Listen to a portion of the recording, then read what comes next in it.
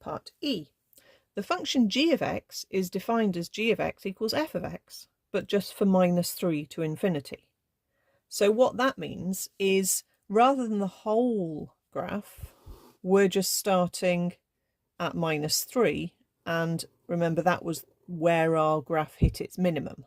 Okay, so we've got this graph that's reduced, and its domain is now -3 to infinity, which remember you could write as bracket notation if you wanted. Okay, that's its domain.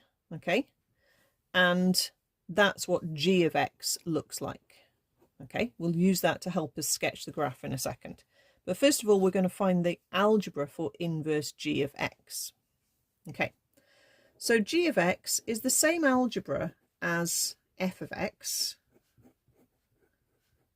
If you try to find the inverse function with it expressed as a normal quadratic, you won't be particularly successful, because it's very difficult to make the subject of the equation work.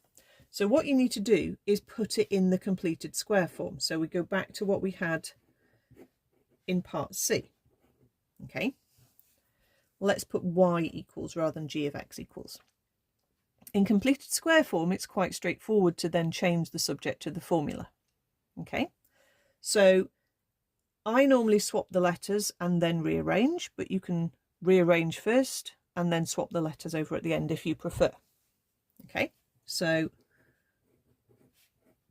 swapping first gives us x equals 2, open bracket, y plus 3 squared, take away 8. To rearrange that to get y on its own, and it is only there once, so we should just be able to isolate that y without too many problems. Let's hop the 8 to start with. The next step would then be dividing by the 2. I can't cancel the 8 and the 2 because it's not a common factor with the x. Then I can square root.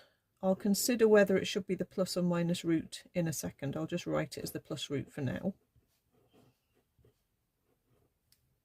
And then we can hop the 3 across, and that would then be a -3. So I've written it with the plus root.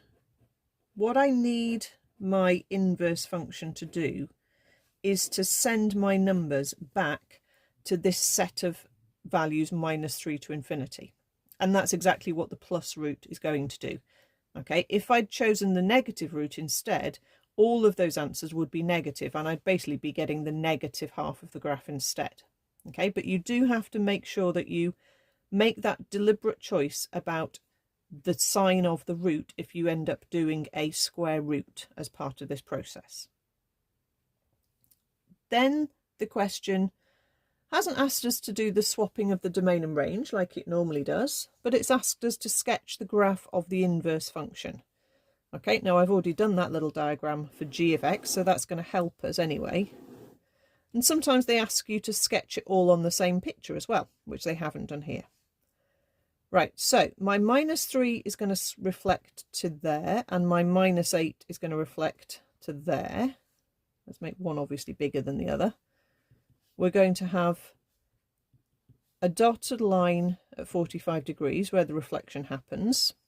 Okay, so our graph is going to then intersect 10 on this axis.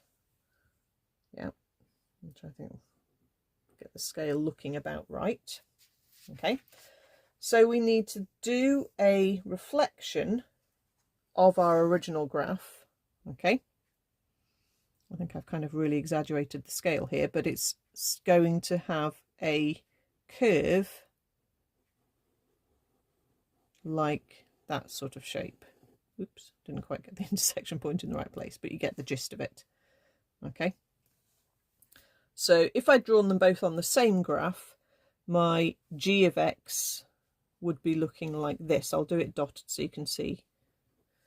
Okay, I was kind of trying to make the scales look a little bit more realistic, and I've ended up making it not look kind of similar to that. So if I just draw g of x again, Okay, it's steeper than I made it look there on the first picture. So that would be your G drawn dotted, and then this is your inverse function G, this solid line.